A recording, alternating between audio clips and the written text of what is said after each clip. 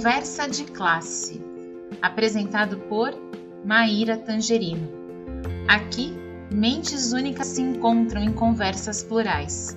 Sintonize-se para mergulhar em uma jornada única de aprendizado e descoberta.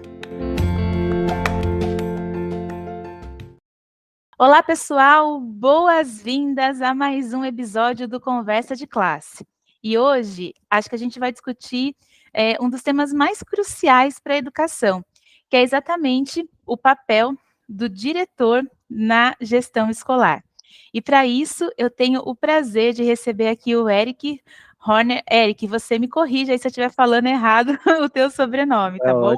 Tá ótimo. É um profissional que tem uma vasta experiência na área da gestão. Hoje também atua como diretor do Colégio Humboldt de São Paulo. E, Eric, como a gente combinou, né, eu já vou te mandar aí a primeira pergunta, né? Você tem uma formação muito sólida em História e uma especialização em Gestão da Educação Básica.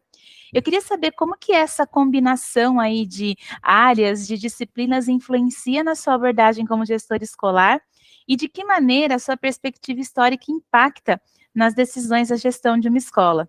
Eric, professor Eric, né? Antes de diretor, é professor. Seja bem-vindo aqui ao Conversa de Classe.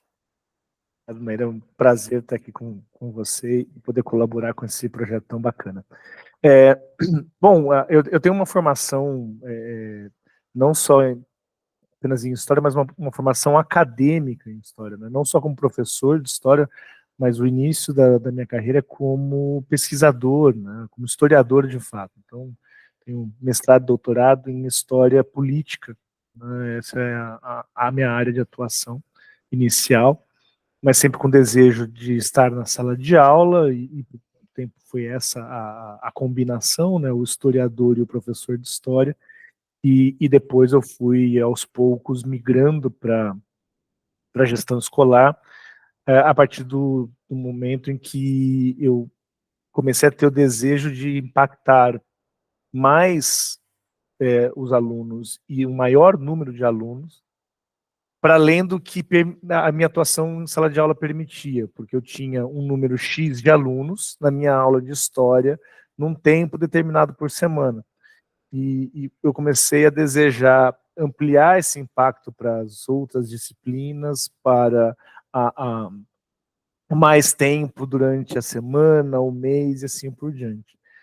Ainda que eu nunca tenha desejado, de fato, ser diretor escolar, não era uma meta, assim, do tipo, nossa, eu entrar na escola, tá aí uma coisa que eu quero chegar, um dia serei diretor escolar.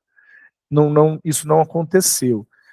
Mas, ao mesmo tempo, eu também nunca me fechei a essas possibilidades. Então, eu comecei como, na primeira escola onde me foi dada essa oportunidade, como o cargo era de um assessor pedagógico, alguém que acompanhava formação continuada, cuidava de processos mais de escolha de material didático, da sala de aula, que foi muito bacana, e depois para a coordenação pedagógica, do ensino médio principalmente, vice-direção e a direção escolar. E hoje eu ocupo um papel de diretor pedagógico e administrativo, o que é também uma coisa que eu não imaginava a princípio, também ter o administrativo. Mas depois eu explico o que significa isso para mim. A questão é que tem uma dimensão da gestão escolar que eu acho que nem sempre as pessoas têm clareza, que além do que cabe a uma administração, digamos assim, né, de administrar processos, sejam eles pedagógicos ou administrativos, mas não é só isso a direção, né? Tem uma questão de gestão de pessoas, que é fundamental, e tem uma parte, talvez maior do que as pessoas gostariam da gestão escolar, que é uma dimensão política, que é compreender a cultura escolar daquela instituição, compreender, portanto, o que aquela comunidade escolar tem de peculiar, de só dela, como é que ela lê esses códigos sociais que estão dentro da escola, e como é que elas interagem. E isso né? Apesar do nosso pouco apreço pela política no Brasil, né? A gente vem de um desgaste do que é a política no Brasil, mas isso é política. É a relação entre as pessoas na praça pública, é política no sentido grego da palavra, né? De como que as pessoas negociam, direcionam seus desejos, como é que elas esperam, como é que elas reclamam, como é que elas agradecem. Tudo isso é política, é o universo, e especialmente em gestões que se propõem a ser gestões mais democráticas, com maior transparência, com maior diálogo, com maior negociação, mas também, inevitavelmente, com mais conflitos, porque faz parte da democracia o conflito e o encaminhamento do conflito, né? Aí a minha formação como historiador da história política do Brasil Império, que é o tema do meu mestrado e meu doutorado, me ajuda nessa compreensão de mundo e nessas interrelações. Eu não descreveria isso como uma vantagem, eu descreveria isso como uma característica da minha atuação. Eu conheço pessoas que não têm essa formação que eu tive, não têm essa trajetória que eu tive, e que são exímios gestores nessa arte de ler contexto, ler pessoas, negociar, encaminhar essas demandas, porque isso é uma parte importante da gestão escolar. E Eric, eu até estava pensando aqui, né, enquanto você falava, se a gente pensar em termos históricos no Brasil, né, esse olhar tão refinado que você traz para a gestão também é novo, né? É coisa do quê? De 20, 30 anos que a gente tem, por exemplo, cursos voltados diretamente para a gestão, para gestor escolar, né? Até então a gente não tinha isso, né? A pessoa acabava chegando ali no cargo por uma construção política dentro da escola, né? Em como ela estabelecia as relações, ou como ela entendia aquele ambiente, e hoje isso se profissionalizou um pouco mais, né? Eu acho que tem 2 ou 3 movimentos aí até complicados no universo da gestão escolar, porque você tem uma trajetória histórica, né? Se você for pensar nas escolas públicas, né? Você tem uma figura do diretor muito autoritária, tradicionalmente, ali nos anos 30, 40 do século XX, e uma estrutura muito vertical. Você tem o diretor tomando decisões e o corpo docente acatando essas decisões, e uma família distante da escola, entregue o filho e aqui cuidamos nós. E isso vai mudando muito, especialmente com a redemocratização do Brasil depois da ditadura civil-militar, em que a família passa a estar mais próxima da escola, se fala da parceria escola-família de uma outra dimensão, isso já é mais complexo, e o diretor passa a ocupar um papel mais de mediador dessas relações, um facilitador dessas relações. Só que, ao mesmo tempo, há uma baixa profissionalização do gestor escolar. E isso, você tem razão, isso é recente. Na carreira pública, você ainda tem em muitos estados, em São Paulo em parte ainda, em alguns municípios, que o diretor ele é um indicado político, no pior sentido da palavra, e não alguém que necessita de habilidades políticas para dialogar com a sua comunidade. Então, isso é um problema. E nas escolas privadas, você tem muito o diretor que é o dono da escola, que é outra coisa, que é outra visão, né? E você tem o diretor profissional que, eventualmente, conhece pouco de escola. Então, difícil é você encontrar o diretor que tem conhecimento do chão da escola, da sala de aula, e que reúne as habilidades necessárias para fazer essa gestão escolar, né? E aí a profissionalização com cursos qualificados e tal, isso é bem mais recente, você tem toda a razão. E é interessante, né, a gente pensar um pouquinho que essa gestão escolar, ela envolve um equilíbrio que é bem delicado, né, como você tem citado aí, entre liderança administrativa, mas também o apoio pedagógico. Eu queria te perguntar como você, como diretor, como que você articula essas dimensões para criar um ambiente de aprendizado eficaz e também para garantir o bem-estar de toda a comunidade escolar? Eu acho que uma coisa que é importante, né, especialmente, em muitas escolas você tem, nas privadas principalmente, você tem a figura do diretor pedagógico e um diretor administrativo, ou um gerente administrativo.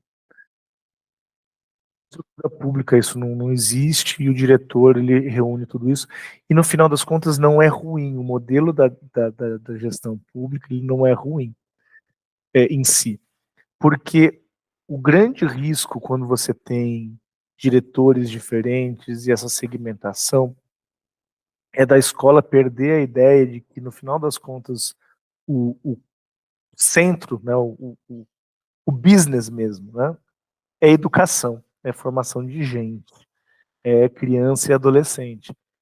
E aí, em algum momento, você ter o administrativo tomando decisões que podem ser boas decisões do ponto de vista administrativo, mas não necessariamente são as melhores decisões do ponto de vista da aprendizagem. Então, quando eu assumi aqui no Colégio Humboldt essa direção geral, digamos assim, na prática ela é direção geral, ela só não tem esse título aqui dentro, a gente tem um cenário em que havia quase uma rivalidade entre o administrativo e o pedagógico, né? Então, o pedagógico, por exemplo, um exemplo bem bobo, né? O pedagógico dizendo, mas eles não têm sábado letivo na quantidade que a gente tem. Do administrativo falando, mas eles têm férias 2 vezes por ano, que nem, na verdade, nem férias são. Um é recesso e outro são férias remuneradas. Né? E foi necessário que a gente passasse a olhar de uma outra forma, que eu acho muito mais construtiva para a escola, que é, na escola, tudo é pedagógico. O que não é sala de aula é, no máximo, apoio pedagógico. Mas todo mundo está, de fato, implicado no processo pedagógico. Da portaria à faxina, da sala de aula ao operacional do financeiro, todo mundo tem alguma implicação nas condições de aprendizagem ou na aprendizagem diretamente. Então, eu preciso sempre de uma equipe que olhe para o que está fazendo, seja lá no contas a pagar, da mesma forma que alguém na orientação educacional está preocupada com o aluno. O que eu faço é importante também para isso.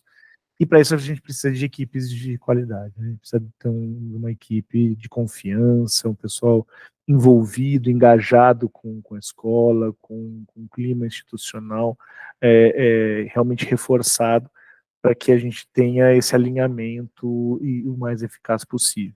Então, tenho, além da vice-direção, que me apoia tremendamente, os gerentes e coordenadores, só que essa gestão intermediária tem um papel crucial. Ainda que se tenha pesquisas internacionais, inclusive, que apontam a importância do diretor escolar, até do impacto na própria aprendizagem, né, nós também temos essa gestão intermediária que, dependendo do tamanho da instituição, sem uma boa gestão intermediária, você pode ter o melhor diretor do mundo, o resultado vai ser talvez parcial. Ainda que a nossa estrutura no Brasil ela é muito peculiar, né? Nós temos na escola privada brasileira uma quantidade de gente atuando, por exemplo, o Colégio Humboldt é o colégio alemão, né, internacional alemão. Para os alemães é surreal, porque tem um monte de função que existe na escola brasileira que não existe na escola alemã. Né? Para os alemães, um exemplo bobo também, para o alemão é surreal que exista alguém que tira xerox, porque na escola alemã cada professor tira suas cópias. Né? Então, isso é um outro mundo de estrutura. Nós temos muita estrutura, mas a gente precisa usar bem essa estrutura. E haja desafio aí na sua fala, né, Eric? Porque você está citando desafio de várias ordens, né, de vários lugares diferentes. E até eu fiquei curiosa, né? Você tem uma experiência aí de mais de 15 anos na educação básica. Quais foram os maiores desafios que você encontrou quando você assumiu, né, o papel como diretor? E como que você acredita que esses desafios moldaram a forma como você enxerga o papel da liderança escolar hoje? Olha, o meu maior desafio Não foi nem como diretor, eu acho, ainda que não me faltam desafios, mas nesse ranking, né, tentar imaginar qual foi o maior desafio, eu acho que o meu maior desafio foi quando eu assumi a coordenação pedagógica do ensino médio num contexto muito peculiar. A instituição tinha feito um processo seletivo interno para substituir a coordenação pedagógica que estava saindo, que foi assumir uma direção de uma outra escola. Foi feito um processo seletivo interno. A direção não ficou satisfeita com o processo interno, abriu um processo externo, que se prolongou por quase um semestre, e aí eu fui contratado para essa vaga. Quando eu cheguei, nenhum professor da casa era mais jovem do que eu. Toda a minha equipe, eu estava chegando, a equipe estava lá. Toda a equipe era mais velha de idade, e boa parte dela tinha, o mais novinho ali tinha 10 anos de casa. Então, eu fui o último a chegar. E essa relação, e aí o desafio não era nem de competência técnica, nem de estabelecer vínculo com a comunidade, era de conseguir se conectar à equipe e poder dizer, isso aqui está bom, vamos continuar fazendo assim, isso aqui precisa melhorar, e lidar mas a gente sempre fez assim. E em todas as instituições pelas quais eu passei, o maior problema é sempre, mas a gente sempre fez assim, por que a gente vai mudar? Né? E qualquer mudança, e eu não estou dizendo grandes mudanças, às vezes é só falar assim, olha, de novo, só para falar do pessoal do Xerox, né? O responsável pela copiadora está desesperado que ele não está dando conta de entregar as avaliações. A gente vai precisar estabelecer um procedimento e um prazo, tem que entregar com 2 dias de antecedência a avaliação. Mas como a gente sempre entregou na véspera, então na véspera não está dando. Mas a gente sempre fez assim, deu certo, não é o problema, não é o uso da copiadora? Não, a gente está revendo o processo. Então, quando eu cheguei numa equipe absolutamente constituída, com vínculos muito fortes, esse processo de abertura de canais, de vínculos, de novos processos, isso foi muito difícil. Até porque também não me interessava chegar e falar assim, olha, eu só assumo se eu puder demitir 25% da equipe. Isso é impensável.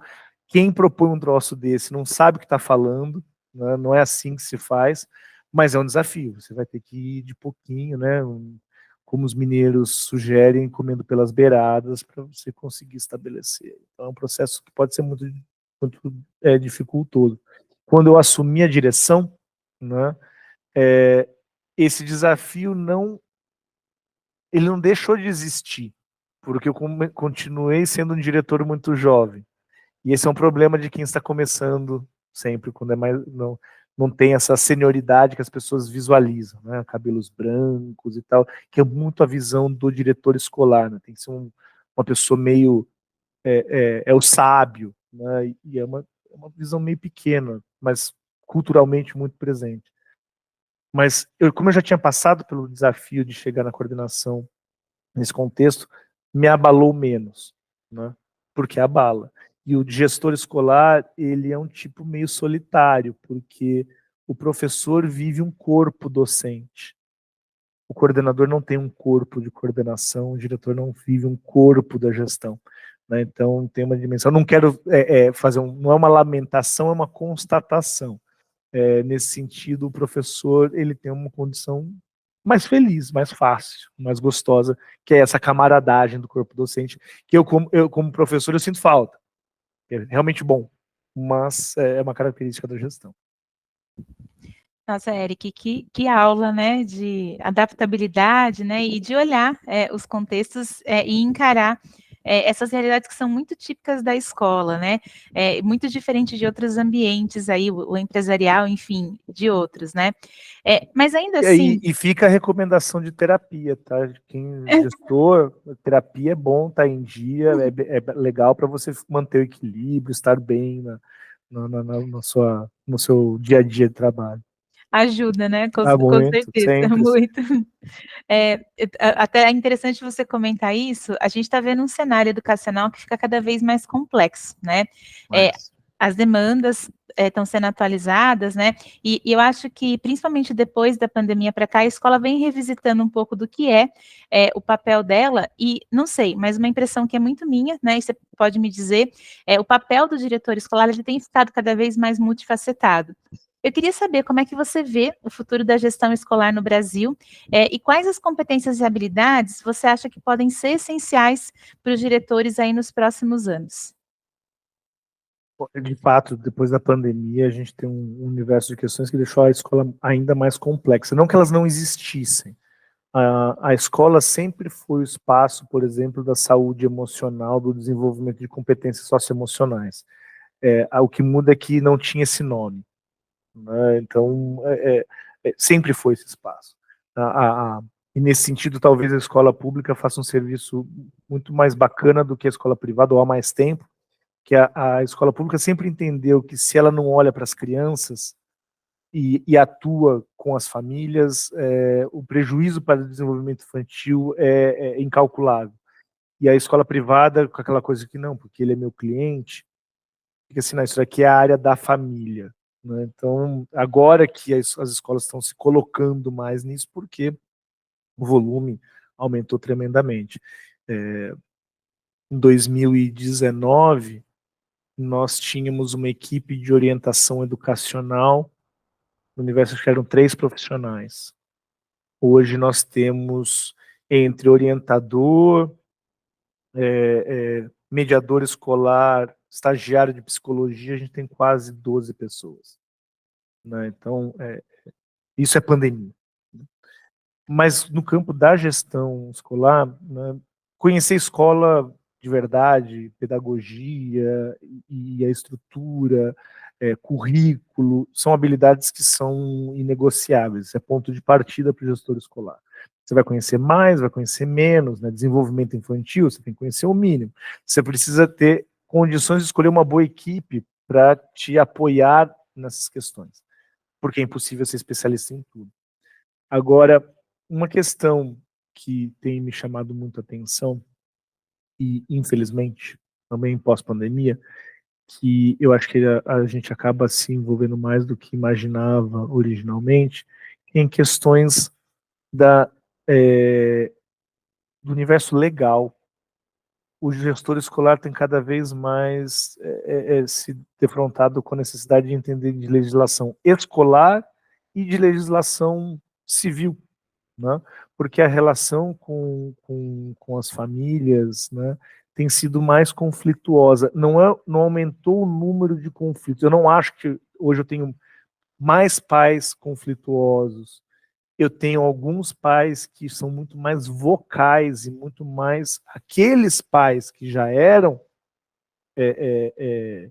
digamos, briguentos, hoje eles são mais briguentos, né? Então, isso exige da gestão mais conhecimento, até para poder dar suporte, dar apoio para a sua equipe como um todo, né? Coordenação, professores, para poder respaldar a equipe. Assim, não, isso aqui, de fato, é um direito, isso aqui é um dever, isso aqui é um absurdo, isso aqui é contratual, isso aqui não é. O nosso regimento escolar ele está construído de forma sólida, o nosso regramento está claro, né? Porque se o gestor não cuidar disso, essas questões começam a contaminar o espaço da aprendizagem. No final das contas, a nossa atuação tem que ser para garantir que na aprendizagem ninguém se meta. Porque aí você tem especialista no processo, você tem professor que é o especialista no ensino, na aprendizagem, e é ele que a gestão precisa garantir, a ele que a gente precisa garantir condições de trabalho, conforto, segurança emocional, né, segurança psicológica para atuar nesse suporte todo. Que fantástico. Eric, muito obrigada, né, pela sua generosidade, por você compartilhar essa experiência tão rica, e como eu disse lá no começo, uma experiência que é muito baseada mesmo no amadurecimento, né, do que é esse papel do diretor escolar. Eu quero agradecer novamente a sua presença aqui no Obrigado. Conversa de Classe. Eu que agradeço. E dizer para o pessoal, até o próximo Conversa de Classe. Foi um prazer, muito obrigado.